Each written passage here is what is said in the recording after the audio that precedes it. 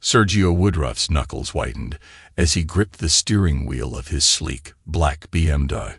The 38-year-old criminal defense attorney sat motionless in his driveway, his piercing blue eyes fixed on the front door of his suburban home. He had cut his business trip short, returning a week early after receiving an anonymous tip about his wife's infidelity. The words of the caller echoed in his mind, each syllable a dagger to his heart. As he finally stepped out of the car, the cool evening air carried an unfamiliar scent, a cologne that didn't belong to him. Sergio's jaw clenched, his suspicions growing with each step toward the house. He inserted his key into the lock, the slight tremor in his hand the only outward sign of the turmoil within. The door swung open, revealing Tricia lounging on the living room couch. Her eyes, wide with surprise and a flicker of guilt, met his. "Sergio, you're home early," she exclaimed, her voice a pitch too high. Sergio didn't respond. His gaze swept the room, noting the hastily straightened cushions and the lingering scent of that foreign cologne. Without a word, he headed upstairs, his footsteps heavy on the carpeted stairs. The bedroom told the story Tricia's lips wouldn't. Rumpled sheets, hastily smoothed but still bearing the imprint of two bodies. A man's watch on the nightstand, definitely not his. Sergio picked it up, examining it closely. An expensive piece, no doubt belonging to someone who wanted to impress. As he set the watch down, his mind began to race. Years of courtroom experience kicked in, his emotions giving way to cold, calculated thinking. He wouldn't give Tricia the satisfaction of an emotional confrontation. No, he would handle this with the same precision he used to dismantle witnesses on the stand. Sergio took a deep breath, steeling himself for the performance of a lifetime. He would play the role of the unsuspecting husband, all while gathering the evidence he needed to ensure Tricia would regret her betrayal. Over the next few days, Sergio maintained a facade of normalcy that would have impressed even the most discerning jury. He kissed Tricia goodbye in the mornings, made small talk over dinner, and even endured her attempts at intimacy with a rehearsed smile. All the while, his mind worked overtime, plotting his next moves. In his office, Sergio placed a call to Frank Delgado, a private investigator he'd worked with on numerous cases. "Frank, I need your services. It's personal this time," Sergio said, his voice low despite the privacy of his corner office. Frank's gravelly voice came through the speaker. "Sure thing, Sergio. What's the job?" "I need surveillance on my wife, Tricia. I suspect she's having an affair," Sergio replied, the words tasting bitter in his mouth. "Dan, I'm sorry to hear that," Frank said, genuine sympathy in his tone. "I'll get right on it. You'll have eyes on her 24/7. With that piece in motion, Sergio moved on to the next step. Under the guise of upgrading their home security, he installed hidden cameras throughout the house. The irony of using his technical skills, honed from years of reviewing surveillance footage for cases, to catch his own wife's infidelity wasn't lost on him. As the days passed, Tricia grew bolder in her deception. "I'm working late tonight," she'd say, pecking Sergio on the cheek before heading out, dressed in an outfit far too provocative for a marketing meeting. Sergio would nod, playing the role of the distracted husband perfectly. Later, he'd review the footage Frank sent him. His face was a mask of cold fury as he watched Tricia and her lover, now identified as Cody Case, a junior partner at her firm, entering a hotel. At work, Sergio channeled his pain and anger into his cases. He threw himself into a high-profile defense, his arguments more cutting, his cross-examinations more brutal than ever before. His colleagues noticed the change, attributing it to professional drive, rather than personal turmoil. Sergio, that was incredible. Angie, his loyal paralegal, gushed after a particularly grueling day in court. "I've never seen you so focused." Sergio managed a tight smile. "Just doing my job, Angie. We can't let up now. Can you stay late to go over tomorrow's witnesses?" Angie nodded eagerly, always ready to put in extra hours for the firm's star attorney. As they worked into the night, Sergio found a small measure of comfort in the familiar routine of case preparation, even as his personal life crumbled around him. The neon sign of O'Malley's bar cast a sickly green glow over Sergio's face as he nursed a glass of scotch. Across from him sat Gerard Pace, his best friend since law school and now a respected detective.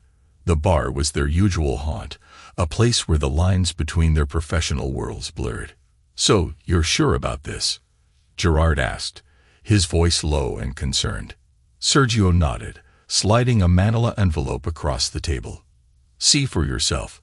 Gerard opened the envelope, his eyes widening as he flipped through the photos of Tricia and Cody. "Jesus, Sergio. I'm so sorry, man." "Save it," Sergio said, his voice hard. "I don't need sympathy.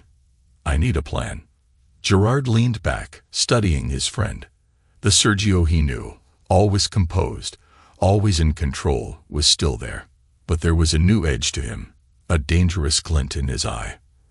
"All right, what do you want to know about this Cody character?" "Everything," Sergio replied, taking the sip of his scotch. "His history, his weaknesses, his secrets. I want to know it all." Gerard nodded, pulling out his phone. "I'll make some calls, pull some strings." "But Sergio, it's not too late to confront Tricia. Try to work things out." Sergio's laugh was cold and humorless. "Work things out? No. She made her choice. Now she'll face the consequences." Over the next hour, Gerard's contacts came through. Cody Case's history unfolded before them. A string of workplace affairs, financial irregularities cleverly concealed, and a reputation for climbing the corporate ladder on the backs of others. As the information poured in, Sergio's mind worked, fitting the pieces into place like a complex legal strategy. "Thanks, Gerard," Sergio said, standing up. "I owe you one." Gerard grabbed his arm. "Just be careful, okay? Don't do anything foolish." Sergio's smile didn't reach his eyes. "Foolish? No. Calculated. Absolutely." The next few weeks saw a transformation in Sergio. The pain of Tricia's betrayal became fuel, driving him to reshape himself into a man with nothing to lose and everything to gain. Every morning, long before the sun rose, Sergio hit the gym. He pushed his body to its limits, each rep, each mile on the treadmill, a step further from the man Tricia had betrayed. His once-off lawyer's physique hardened, becoming lean and muscular. At the office, he worked longer hours than ever before. Cases that once seemed unwinnable crumbled before his relentless assault. Plea deals were struck. Evidence suppressed. Juries swayed by his impassioned arguments. Angie noticed the change, her admiration for Sergio growing with each passing day. "You're on fire lately," she commented one evening as they prepared for yet another trial. "I don't think I've ever seen you this intense." Sergio paused in his review of witness statements. "Life's too short for half measures, Angie. We either give it our all, or we don't bother at all." As Sergio remade himself, Tricia remained oblivious to the storm gathering on the horizon. Her affair with Cody continued, her lies becoming more frequent and transparent. One evening, as Sergio sat in his home office reviewing case files, Tricia entered wearing a silky nightgown. "Honey," she purred, "why don't you come to bed? You've been working so hard lately." Sergio looked up, his eyes cold as they swept over the woman who had once meant everything to him. "I'm not tired," he said flatly, returning to his work. Tricia's face fell, confusion and unease flickering in her eyes. As she left the room, Sergio allowed himself a small smile. The pieces were falling into place. Soon, very soon, he would be ready to make his move. Sergio Woodruff sat in his office, his piercing blue eyes fixed on the computer screen before him. The glow illuminated his face, now leaner and more angular from weeks of grueling workouts. His fingers flew across the keyboard as he methodically emptied the joint accounts he shared with Tricia. He paused, a smile playing on his lips as he watched the numbers dwindle. This was just the beginning. With a few more keystrokes, he initiated the transfer of their assets into accounts only he could access. It wasn't about the money. Sergio had always been the primary breadwinner. This was about control, about cutting off every avenue of comfort Tricia might seek in the aftermath of her betrayal. Next on his list was a meeting with Veronica Steele, the city's top divorce attorney. Sergio had faced her in court numerous times, always respecting her ruthless efficiency. Now, he would harness that ruthlessness for his own cause. "Sergio," Veronica greeted him, her handshake firm. "I must admit, I never expected to see you on this side of the table." "Life's full of surprises, Veronica," Sergio replied, his voice devoid of emotion. As they discussed strategy, Sergio laid out the evidence he had gathered. Veronica's eyes widened slightly, impressed by his thoroughness. "You've certainly done your homework," she commented. "This should make things interesting." Sergio nodded. "I want this to be quick and decisive. Tricia doesn't get to walk away from this unscathed." Veronica's lips curled into a predatory smile. "Oh, I can assure you she won't." With the legal groundwork laid, Sergio moved on to the next phase of his plan. He placed an anonymous call to the HR department of Tricia's firm, his voice disguised. "I have information about unethical behavior involving one of your employees, Cody case," he said, his tone concerned. "There's a pattern of workplace affairs and some financial discrepancies you might want to look into." The HR representative's voice turned serious. "Thank you for bringing this to our attention. We'll investigate immediately." Sergio hung up, satisfaction coursing through him. The dominoes were set. Now it was time to knock them down. Friday evening arrived, and Sergio knew Tricia would be meeting Cody. He waited until he heard her car pull out of the driveway before springing into action. He moved through the house like a man possessed, gathering Tricia's belongings. Designer clothes, shoes, jewelry, all went into large trash bags. He took no care with her possessions, stuffing them in haphazardly. In their walk-in closet, Sergio paused as his eyes fell on Tricia's wedding dress. The white fabric seemed to mock him, a symbol of vows so carelessly broken. With deliberate slowness, he lifted the dress from its hanger. His hands, steady in even the most high-pressure courtroom situations, didn't shake as he picked up a pair of scissors. The sound of tearing fabric filled the room as Sergio methodically slashed the dress. Each cut was precise, calculated, mirroring the way Tricia had torn apart their marriage. When he finished, the once beautiful gown was nothing more than tattered rags. Next, Sergio called the locksmith. The man arrived promptly, looking slightly confused at the urgency of the late-night call. "I need all the locks changed," Sergio instructed immediately. The locksmith nodded, sensing the tension in Sergio's voice. "Yes, sir. I'll get right on it." As the locksmith worked, Sergio gathered the trash bags and carried them to the front porch. He arranged them neatly, a final act of consideration for a woman who had shown him none. Finally, Sergio took out a piece of paper and a pen. His handwriting was steady as he wrote, "I hope he was worth losing everything for." He placed the note atop the bags, held down by Tricia's now worthless wedding ring. With one last look at the home he had shared with Tricia, Sergio walked away. He drove to the city's most exclusive hotel, checked in, and ordered a bottle of their finest scotch. As he poured himself a glass, he allowed himself a small smile. The stage was set. Now he would wait for the curtain to rise on Tricia's new reality. The night air was thick with the scent of alcohol and perfume as Tricia stumbled out of Cody's car. Her laughter, too loud and slightly hysterical, cut through the quiet suburban street. "Shoo, Cody," he hissed, his eyes darting around nervously. "You want to wake up the whole neighborhood." Tricia rolled her eyes, fumbling in her purse for her house keys. "Oh, lighten up, Cody. Sergio's probably passed out in his office again. He never notices anything anyway." As she approached the front door, Tricia's confused mind slowly registered the scene before her. Piles of trash bags littered the porch, and the key wouldn't fit in the lock. "What the hell?" she muttered, confusion sobering her quickly. Her eyes fell on the note atop the bags. As she read Sergio's words, The blood drained from her face. "No, no, no," she whispered, panic rising in her throat. Cody sauntered up behind her, his arrogance palpable. "What's the problem, babe? Forgot your key?" Wordlessly, Tricia thrust the note at him.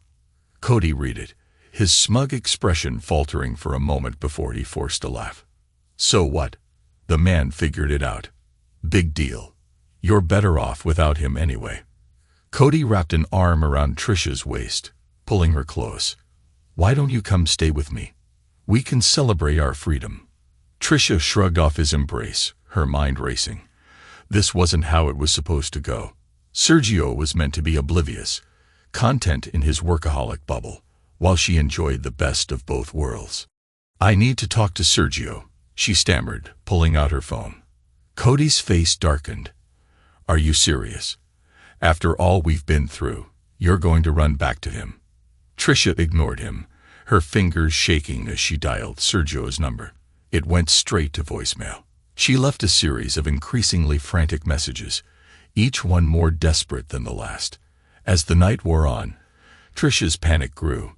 She alternated between crying and raging, while Cody became increasingly impatient. "Look," he finally snapped, "either come with me or I'm not standing out here all night while you have a meltdown." Tricia stared at him, suddenly seeing the selfishness that had always lurked beneath his charming exterior. With no other option, she gathered what she could carry and got back into Cody's car, leaving the wreckage of her marriage behind on the porch. The next morning, Tricia and Cody arrived at Sergio's office, a united front of righteous indignation. They burst through the door, ready for a confrontation, only to find Sergio calmly sitting behind his desk, as if he'd been expecting them. "Ah, Tricia, Cody," Sergio said, his voice cool and controlled. "I was wondering when you'd show up." Tricia stepped forward, her face a mask of anger and fear. "Sergio, what do you think you're doing? You can't just throw me out of my own home." Sergio raised an eyebrow. "Your home? I think you'll find that legally, it's my home. But please, have a seat. We have much to discuss." As they sat, Sergio reached into his desk drawer and pulled out a thick manila envelope. "I took the liberty of having these drawn up," he said, sliding divorce papers across the desk. "I think you'll find everything in order." Cody leaned forward, his face flushed with anger. "Now wait just a minute. I wasn't speaking to you." Sergio cut him off, his voice sharp. "In fact, I think you'll find it's in your best interest to remain silent, Mr. Case. Unless, of course, you'd like to discuss the ongoing ethics investigation at your firm." Cody's face paled, the implication clear. He slumped back in his chair, suddenly looking much less sure of himself. Tricia's eyes darted between the two men, realization dawning. You planned all this," she whispered. Sergio's smile was cold. "I merely ensured that actions had consequences, Tricia, something you seem to have forgotten about." As Tricia flipped through the divorce papers, her shock turned to outrage. "This is ridiculous. You can't possibly expect me to agree to these terms. I'll ruin you, Sergio. I'll tell everyone what a cold, unfeeling person you really are." Sergio leaned back in his chair, unfazed by her outburst. "By all means, Tricia, feel free to try. But before you do, consider this. Who do you think people will believe? The respected attorney known for his integrity, or the unfaithful wife caught in a troubling affair with a junior colleague?" He paused, letting his words sink in. "Oh, and you might want to consider the potential legal ramifications of making false accusations. I'd hate to have to add a defamation suit to these proceedings." Tricia's face crumpled. The fight drained out of her as the reality of her situation became clear. Beside her, Cody shifted uncomfortably, already calculating his exit strategy. Sergio stood, buttoning his jacket. "I suggest you both take some time to review those documents. My lawyer will be in touch to schedule our next meeting." As Tricia and Cody left the office, shell-shocked and defeated, Sergio allowed himself a moment of satisfaction. The game had only just begun, and he intended to win. The following weeks saw Trisha's carefully constructed world crumble around her. News of the affair spread through their social circle like wildfire. At a charity gala she had once co-chaired, Trisha found herself on the outside looking in. Women who had once fawned over her now turned their backs, whispering behind raised hands. Men who had flirted harmlessly now avoided eye contact, fearful of being associated with her scandal. "I'm so sorry, Trisha," Amanda Whitmore, wife of Sergio's law partner, said. "But I'm afraid we'll have to ask you to step down from the committee. We have a certain image to maintain, you understand." Trisha nodded numbly, watching as Amanda glided away to join a group of women who had once been her closest friends. She caught snippets of their conversation. "Can you believe the nerve? Per Sergio. He deserves so much better." Meanwhile, Cody was facing his own fall from grace. The ethics investigation at their firm had gained momentum, fueled by anonymous tips and suddenly loose-lipped colleagues. "Mr. Case," the head of HR said gravely, "we've uncovered some discrepancies in your expense reports, and there are multiple complaints of inappropriate behavior. I'm afraid we're going to have to suspend you pending a full investigation." Cody's face, once confident, now showed the strain of a man watching his career implode. "This is ridiculous," he blustered. "It's all a misunderstanding. I can explain everything." But his protests fell on deaf ears. As he was escorted from the building, Cody's mind raced. He needed damage control and fast, and the easiest target for blame was Trisha. That evening, Cody arrived at his apartment to find Trisha waiting, her eyes red-rimmed from crying. "Cody, thank God you're here. I don't know what to do. Everyone's turned against me and you." "Save it," Cody snapped, brushing past her. "This is all your fault, you know. If you hadn't been so obvious, so careless, none of this would have happened." Trisha recoiled as if slapped. "My fault? You were the one who pursued me, who said we deserved to be happy." Cody laughed bitterly. "Happy? Look around, Trisha. Does this look like happiness to you? I'm about to lose my job. My reputation is in tatters. And for what? A middle-aged housewife having a midlife crisis." His words cut deep, each one a knife twisting in Trisha's gut. She stared at him, seeing the true face of the man she had risked everything for. "Get out," Cody said, his voice cold. "I need to figure out how to salvage what's left of my life, and I can't do that with you hanging around." Trisha left, her world spinning. She had lost her husband, her lover, her friends, and her social standing, all in the space of a few weeks. As she drove aimlessly through the city, she found herself outside the home she had shared with Sergio. She parked across the street, watching as Sergio arrived home. He looked different, fitter, more confident. As he entered the house, Trisha was struck by a wave of longing for the life she had so carelessly thrown away. Making the sudden decision, she got out of her car and approached the house. Her hand trembled as she rang the doorbell. Sergio answered, his expression impassive as he took in her disheveled appearance. "Trisha," he said, his voice devoid of warmth. "What are you doing here?" Trisha broke down, years of pent-up emotions pouring out. "Sergio, I'm so sorry. I made a terrible mistake. Please, can we just talk? Maybe we can work things out, start over." For a moment, something flickered in Sergio's eyes, perhaps a memory of the love they had once shared. But it was gone as quickly as it appeared, replaced by cool detachment. "There's nothing to work out, Trisha," he said calmly. "You made your choices. Now you have to live with the consequences." "But I love you," Trisha pleaded, reaching for him. Sergio stepped back, his voice firm. "No, Trisha, you love the idea of me, the successful husband who provided you with a comfortable life while you did as you pleased. But that's over now. You chose Cody, remember? I suggest you go back to him." "Cody left me," Trisha whispered, her voice small and broken. Sergio's laugh was without humor. "Of course he did. People like Cody always do when things get tough." He paused, studying her for a moment. "I'd say I'm sorry, Trisha, but the truth is, I'm not. You brought this on yourself." With that, he closed the door, leaving Tricia alone on the porch. The same porch where, weeks earlier, she had found her life packed into garbage bags. As Tricia walked away, shoulders slumped into her feet, she didn't see Sergio watching from the window. His face was a mask of calm resolve. But inside, a storm of emotions raged. He had loved Tricia once, deeply and completely. But that love had been burned away by her betrayal, leaving behind a man forged in the fires of pain and determination. Sergio turned away from the window, his mind already moving on to the next phase of his plan. The divorce proceedings would begin soon, and he intended to emerge victorious, just as he did in the courtroom. Tricia had underestimated him, had taken his devotion for granted. Now she would learn the true cost of her betrayal.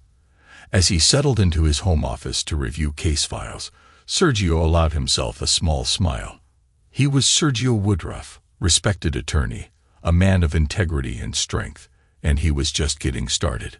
The imposing courthouse loomed before Sergio Woodruff as he strode up the steps, his tailored suit and armor of professionalism.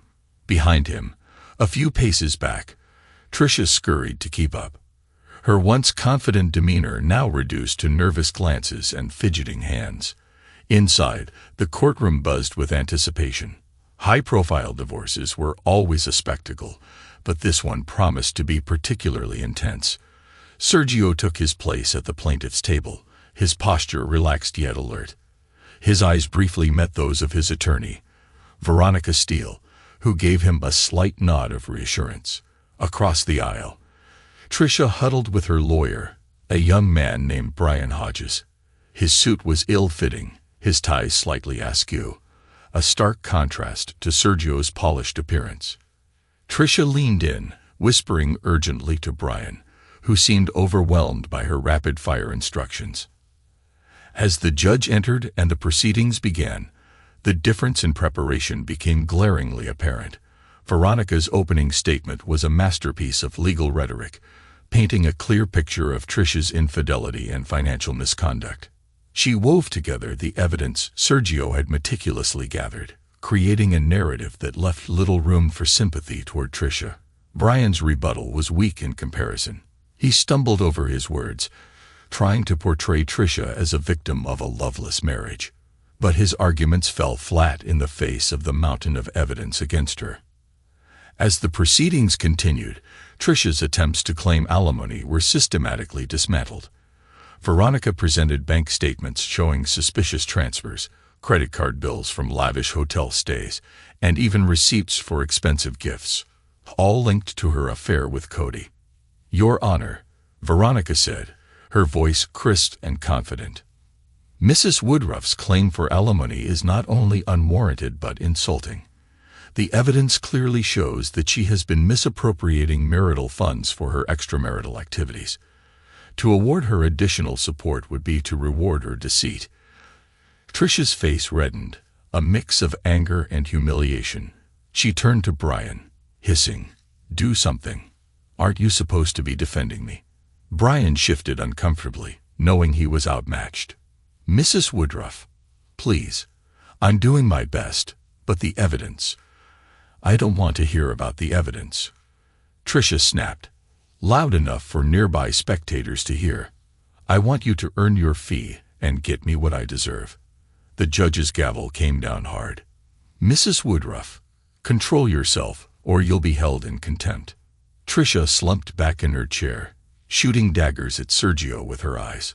But Sergio remained impassive, his focus on the proceedings unwavering. The climax of the day came with Cody's testimony. As he took the stand, his usual confident demeanor was replaced by nervous energy. His eyes darted around the courtroom, refusing to meet Tricia's gaze. Veronica approached him, her smile predatory. "Mr. Case, please tell the court about the nature of your relationship with Mrs. Woodruff." Cody swallowed hard. We had an affair. It started about a year ago." "And who initiated this affair?" Veronica pressed. Cody's eyes flicked to Tricia, then away. "Tricia did. She was always flirting at the office, suggesting we work late together. One night, she just came on to me. A gasp rippled through the courtroom. Tricia half rose from her seat, her face contorted with rage. "You lying person," she shouted. "You pursued me. You said I deserved better than Sergio." The judge's gavel came down again. "Mrs. Woodruff, this is your final warning. One more outburst, and you'll be removed from this courtroom." As Tricia sank back into her seat, Cody continued his testimony, painting her as the aggressor in their affair. He detailed how she'd encouraged him to falsify expense reports to cover their trips, how she promised to leave Sergio for him. With each word, Tricia's case crumbled further. By the time Cody stepped down from the stand, the sympathy in the room was palpable, not for Tricia, but for Sergio, the wronged husband who had endured such betrayal. Throughout it all, Sergio remained a picture of composure. When it was his turn to testify, he spoke clearly and calmly, presenting his side of the story without embellishment or emotional appeal. He didn't need to play for sympathy. The facts spoke for themselves. As the day's proceedings came to a close, the outcome seemed all but certain. Sergio and Veronica exchanged satisfied glances, while Tricia and her lawyer huddled in desperate conversation. Outside the courtroom, reporters clamored for statements. Sergio strode past them, offering only a dignified, "No comment." Tricia, on the other hand, tried to push her way through the crowd. Her mascara streaked from tears of frustration. "This isn't over," she shouted at Sergio's retreating back. "You'll regret this, Sergio. I'll make sure everyone knows what kind of person you really are." But her threats fell on deaf ears. Sergio walked away, his head held high, knowing that victory was within his grasp. As the divorce proceedings neared their conclusion, desperation clawed at Tricia's insides. She paced the floor of her rented apartment, a far cry from the luxurious home she once shared with Sergio. Her phone pressed to her ear. "I need you to help me, Wallace. Wally, please. You have to help me. Sergio's going to take everything." Wallace sighed through the speaker. "Trish, I told you when this all started. You made your bed. Why should I get involved now?" "Because you're my brother," Trish pleaded. "Family is supposed to stick together. I need you to find something, anything, that we can use against Sergio. There has to be dirt somewhere." There was a long pause before Wallace responded. "Fine. I'll see what I can dig up. But Trish, don't get your hopes up. Sergio's always been straight as an arrow." Tricia's relief was palpable.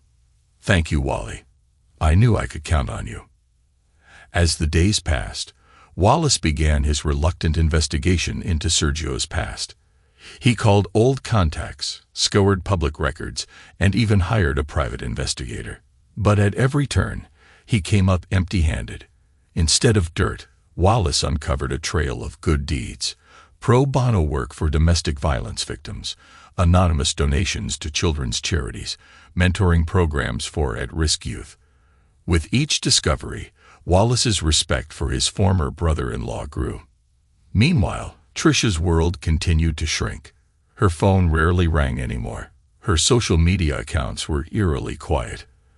The few times she ventured out, she was met with cold shoulders and whispered comments. One afternoon, as Trish was drowning her sorrows in a bottle of wine, a knock at the door startled her. She opened it to find Cody standing there, his appearance a shadow of his former polished self. "Trish," he said, his voice hoarse. "Can we talk?" She let him in, noting the desperation in his eyes. Cody paced the small living room. "I'm finished, Tricia. The ethics board. They're going to disbar me. I've lost everything." For a moment, Tricia felt a flicker of sympathy. Then she remembered his betrayal in the courtroom, and her heart hardened. "What do you want from me, Cody? In case you haven't noticed, I'm not exactly in a position to help anyone." Cody turned to her, his eyes pleading. "I thought maybe we could try again. Start over somewhere new. We could support each other." Tricia stared at him, disbelief turning to disgust. "Are you serious? After everything that's happened, after you threw me under the bus in court, you think we can just start over?" "I know I messed up," Cody said, reaching for her hand. But we had something real, didn't we? We can get that back. Trisha jerked away from him. Get out, she hissed. Get out, and don't ever come back. You're pathetic. Cody, a person who couldn't face the consequences of his own actions, stood silently as she slammed the door behind him. Trisha felt a strange sense of clarity. For the first time, she saw Cody for what he truly was, not the dashing, successful man she'd fantasized about, but a weak, selfish person. The next day, Wallace arrived at Trisha's apartment, a thick folder under his arm. His face was grim as he sat across from his sister. "I've got good news and bad news, Trish," he said. "The good news is, I found something. The bad news is, it's not going to help you. In fact, it's probably going to make things worse." Trisha leaned forward, hope and dread warring in her chest. "What is it, Wally? What did you find?" Wallace opened the folder, spreading out documents on the coffee table.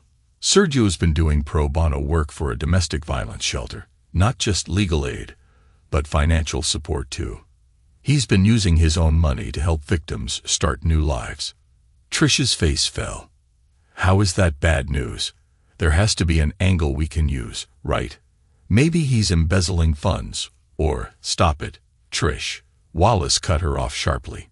"Just stop. Do you hear yourself? You're talking about trying to smear a man who's dedicating his time and money to helping abuse victims. And for what? Because he had the audacity to stand up for himself when you cheated on him." Trisha recoiled as if slapped. "Whose side are you on, Wally?" "The side of decency, apparently," Wallace retorted. He stood up, gathering the documents. "I'm done, Trish. I can't be part of this anymore. You need to take a long, hard look at yourself and the choices you've made." As he headed for the door, Wallace paused. "Oh, and one more thing. I found evidence of some assets you've been hiding. Offshore accounts, some creative accounting with your personal expenses. I'm turning it all over to Sergio's lawyer." Trisha shrieked.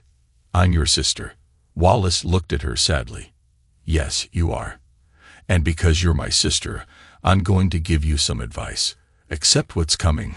Trish, take whatever settlement Sergio offers and use it as a chance to start over. Be better." With that, he left, leaving Trisha alone with the realization that she had well and truly lost everything. The courtroom was packed on the day of the final ruling. Sergio sat at the plaintiff's table as composed as ever in a crisp charcoal suit. Beside him, Veronica Steele radiated confidence. Across the aisle, Trisha slumped in her chair, her appearance a far cry from her once polished self. As the judge entered, a hush fell over the room. Judge Miranda Holbrook, known for her no-nonsense approach, surveyed the courtroom before speaking. "After careful consideration of all evidence presented, this court is ready to issue its ruling in the matter of Woodruff versus Woodruff." Trisha straightened in her seat, a last flicker of hope in her eyes. Sergio remained still, his expression neutral. "This court finds overwhelmingly in favor of the plaintiff, Sergio Woodruff. The defendant, Trisha Woodruff, is found to have engaged in marital misconduct through her extramarital affair. Furthermore, her attempts to claim alimony are denied based on evidence of financial misconduct during the marriage." Judge Holbrook continued, detailing the division of assets. With each pronouncement, it became clear that Trisha was being left with little more than she had entered the marriage with. The judge's tone grew stern as she addressed Trisha directly. "Mrs. Woodruff, this court takes a dim view of your actions both during your marriage and throughout these proceedings. Your attempts to malign Mr. Woodruff's character have been found baseless and potentially libelous. You would do well to accept this ruling and move forward with your life." As the judge's gavel fell, finalizing the divorce, a weight seemed to lift from Sergio's shoulders. He shook hands with Veronica, thanking her for her excellent work. As they gathered their things to leave, Sergio caught sight of Trisha. She stood alone, tears streaming down her face as the reality of her situation sank in.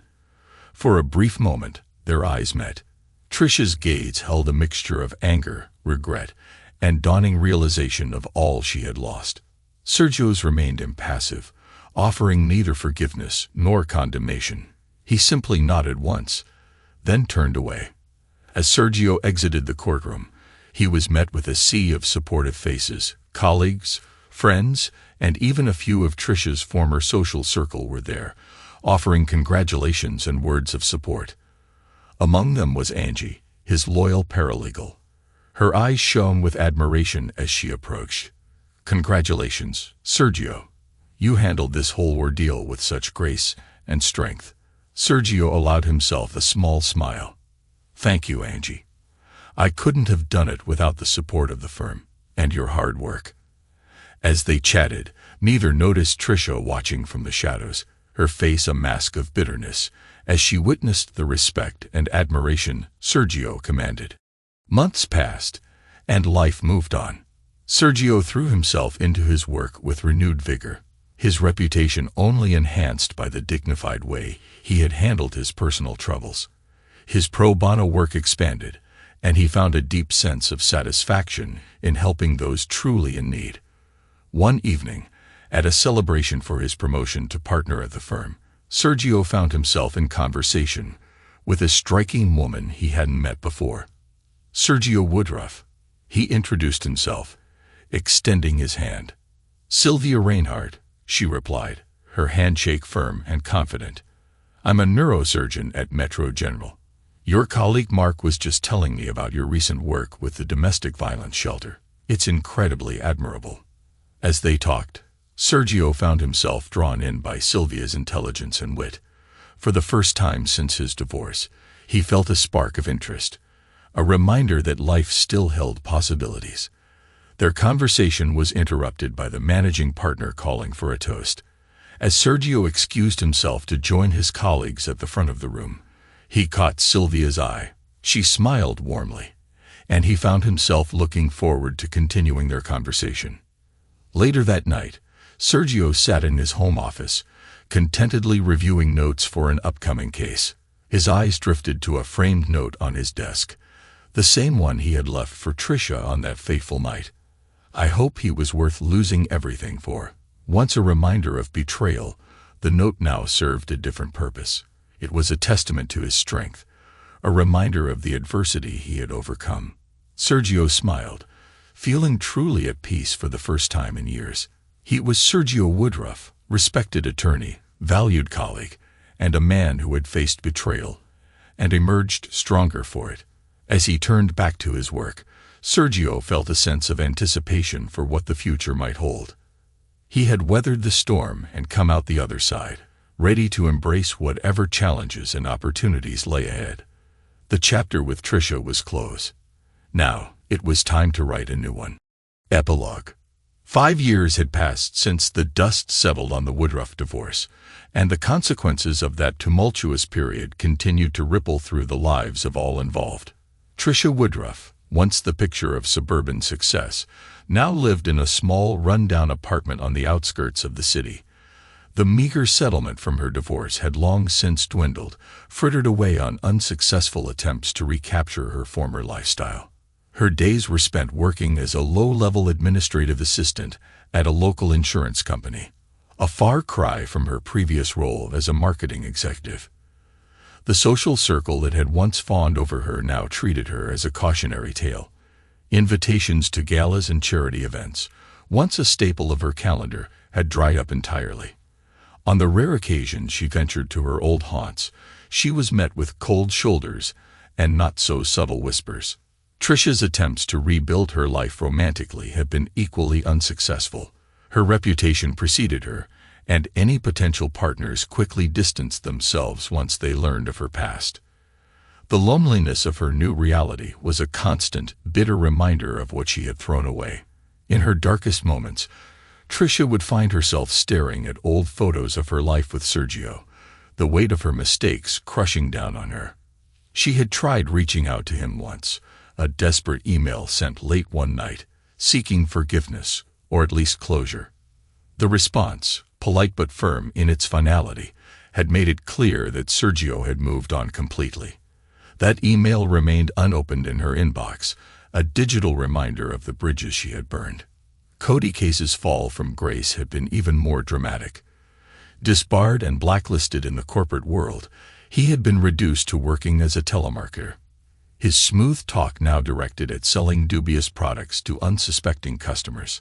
The confidence that had once oozed from every pore was gone, replaced by a nervous energy that seemed to repel everyone around him. His attempts to reconcile with his family had been met with skepticism and mistrust. His wife, who had stood by him initially, finally left when the full extent of his infidelities and financial misdeeds came to light. She had taken their children and moved across the country, leaving Cody with nothing but supervised visitation rights.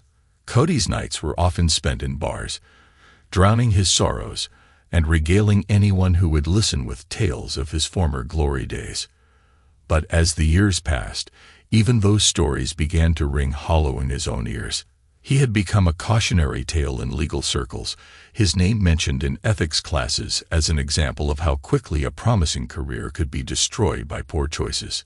In stark contrast, Sergio Woodruff's life had continued on an upward trajectory. Now a senior partner at his firm, he had built a reputation as one of the city's most formidable attorneys. His pro bono work with domestic violence victims had expanded into a full-fledged foundation, providing legal aid and support to those in need. Sergio's personal life had blossomed as well. His relationship with Sylvia Reinhardt, the neurosurgeon he had met at his partnership celebration, had deepened over the years. They had married in an intimate ceremony 2 years after their first meeting. Their connection built on mutual respect, shared values, and a deep understanding of each other's dedication to their professions. Together, Sergio and Sylvia had become a power couple in the city's philanthropic circles. Their annual charity gala for the Domestic Violence Foundation was the highlight of the social calendar, drawing support from the highest echelons of society. The event was always bittersweet for Sergio, serving as a reminder of how far he had come since the dark days of his divorce. Angie, Sergio's once loyal paralegal, had flourished under his mentorship. With his encouragement, she had pursued her law degree while continuing to work at the firm. Now a junior associate, she was quickly making a name for herself as a sharp and dedicated attorney. The admiration in her eyes when she looked at Sergio had transformed into deep respect and gratitude for the role he had played in her professional development. Gerard Pace, Sergio's detective friend, had risen through the ranks to become chief of detectives. He and Sergio remained close, often collaborating on cases that straddled the line between criminal and civil law. Their friendship, forged in the crucible of Sergio's personal crisis, had only grown stronger over the years. Wallace Hanna, Trish's brother, had cut ties with his sister after the divorce proceedings. His decision to prioritize integrity over family loyalty had initially been difficult, but as the years passed, he found peace in knowing he had made the right choice. He had channeled the experience into his own personal growth, becoming an advocate for ethical business practices in his industry. As for the framed note that had once sat on Sergio's desk, I hope he was worth losing everything for. It had long since been retired to a box in the attic. Sergio no longer needed the reminder of his past pain. Instead, his office now displayed photos of his work with the foundation, his wedding to Sylvia, and the various awards he had received for his legal and philanthropic work. One crisp autumn evening, as Sergio and Sylvia strolled hand in hand through the park near their home, they passed a bench where a solitary figure sat hunched over. It was Tricia, though the years had not been kind to her. For a moment, Sergio felt a flicker of an emotion he couldn't quite name, not regret or longing, but perhaps a quiet acknowledgement of the strange twists of fate. Sylvia squeezed his hand, bringing him back to the present. As they continued their walk, Sergio reflected on the journey that had brought him to this point. The betrayal that had once threatened to destroy him had instead been the catalyst for a life far richer and more fulfilling than he could have imagined. As the sun set over the city skyline, Sergio Woodruff walked toward his future, the echoes of the past fading with each step. He had paid the price of betrayal, but in doing so, had gained a life of purpose, love, and unwavering integrity. It was a price that, in the end, had been worth every penny.